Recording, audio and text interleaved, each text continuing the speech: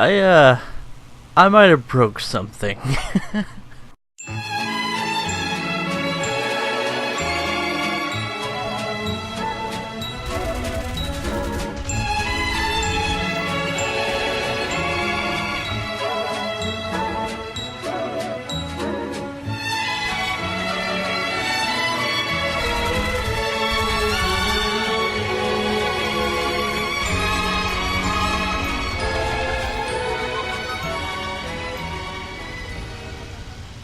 Welcome back, ladies and gentlemen, to the channel, and welcome to the XP-55 Ascender.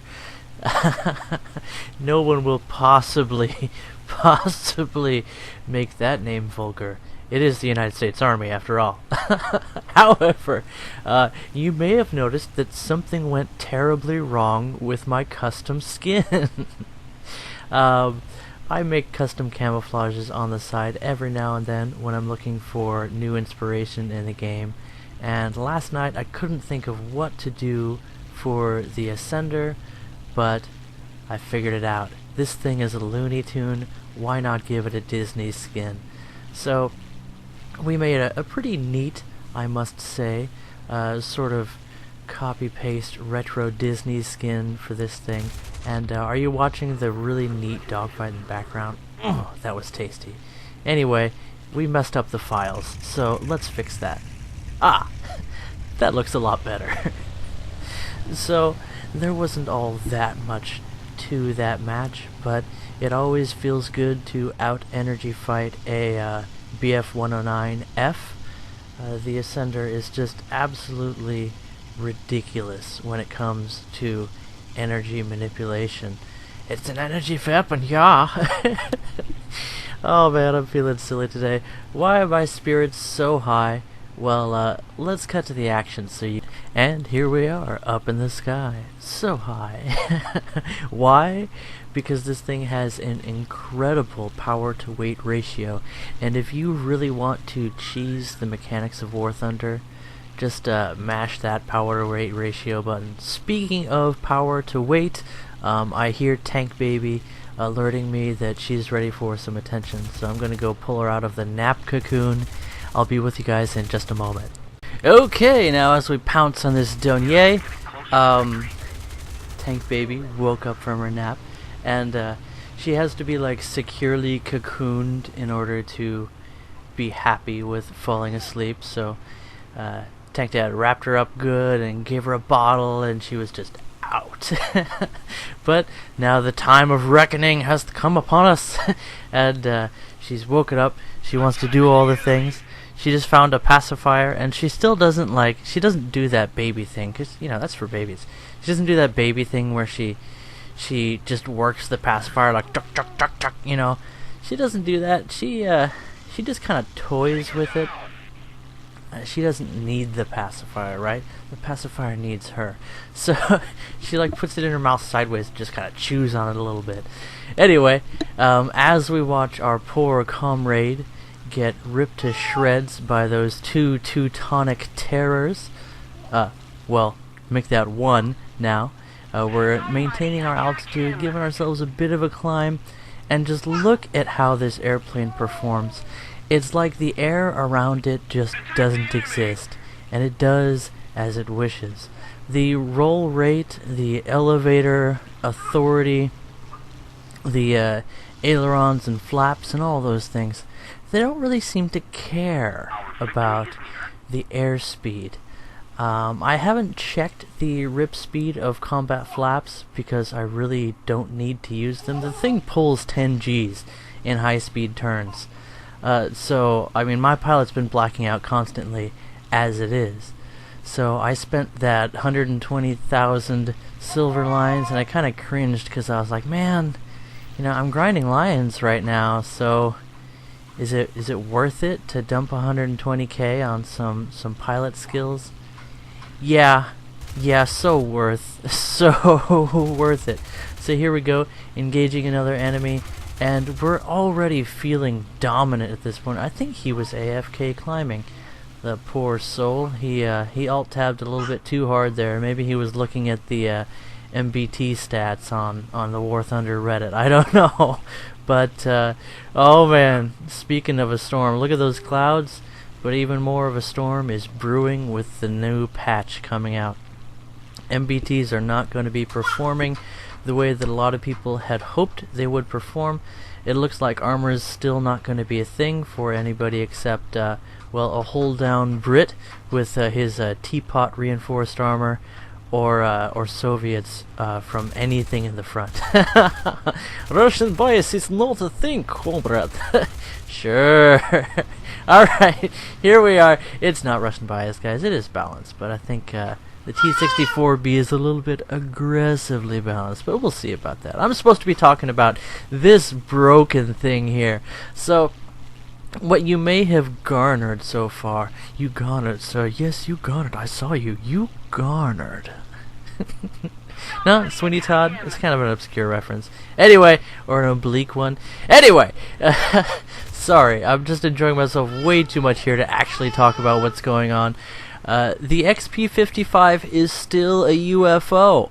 So this plane probably did have a fantastic power to weight ratio, but in the game of War Thunder it appears to continue to have an outdated flight model, but not outdated in the sense that it got nerfed into oblivion and then left alone like the BF-109s and Focke-Wulfs. And yes, they say that they adjust them, but it's like you take away a pound and you give back an ounce, you know, and you call that justice? I'm just enjoying myself way too much here. So we're gonna get 4 kills in this match. Can you believe it? And the ultimate American bias is on our tails here. The golden eagle, the what do you call this? The juggernaut of the Deutschland. Yeah, the Rhineland terror. I don't know. I just work here. So not one, but 2 Teutonic death machines are on our tail. We've got the Hitler Bolt and a BF-109F who really wants to BF-109F my tailpipe, but we are avoiding their fire elegantly with grace and style. And we've moved from energy fighting to turn fighting here because the BF-109F and the P-47 are gobbo at turning, and we're turning as hard as we can here. We are we're maxing out the G-forces that our pilot can stand. I might actually drop some golden eagles on the pilot skills for this guy, because this thing just handles so well. And we shred to pieces that P-47 with our death beam of death that is invisible right now because stealth rounds. Stealth rounds are a fantastic choice for this plane. I don't often run them, and the BF-109 has spent all of his energy turning, which he really should not have done. Where'd he go?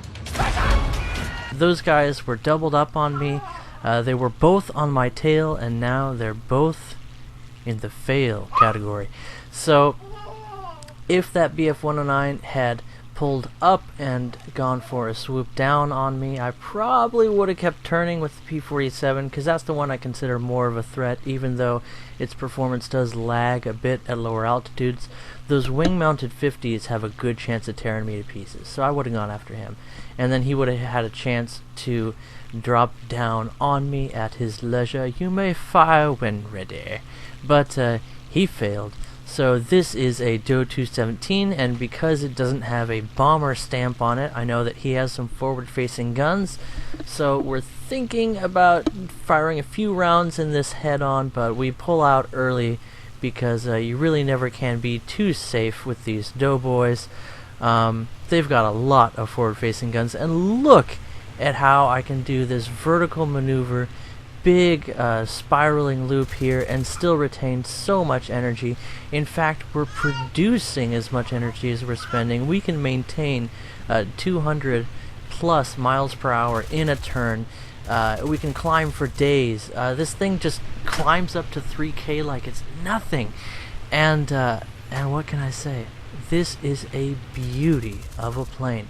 Now, you may have noticed the sluggish roll rate and the relatively unimpressive rudder, but 10 Gs at high speeds. You can turn as hard as you possibly can stand at high speeds in this plane. So keep your speed above 250, keep an altitude advantage. This is your energy fighter, boom and zoomer. It doesn't have the max speed of a P-47, it doesn't have the dive speed of a Focke-Wulf, but barring those two things, you can absolutely dominate the battlefield. And well, that just about does it for this match. The rest is just going back to the airfield and waiting for that last enemy to get taken down. He is gonna get destroyed before we have a chance. And look at that pretty camo. That's it's pretty nice. It's like somebody got a little bit inspired and spent a little bit of time in the GIMP photo editor.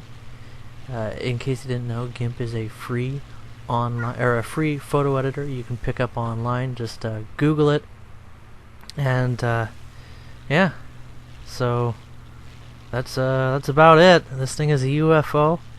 It's a joy to fly. It's sort of rekindled my desire to fly Air RB, which was a little bit dampened just by the fact that enduring confrontation is so much better than the typical Air RB. I'd love to take this thing to EC. That would be really cool. I'd go take out some BV-238s with it. I did take on a BV-238 earlier in the day, and we set him on fire. We avoided his defensive gunners, and it's always a thrill to fly against one of those things, because if you do it right, they can't touch you. But boy, do they try, right? They're rather touchy. They're rather handsy. But you can handsomely destroy them if you know what you're doing.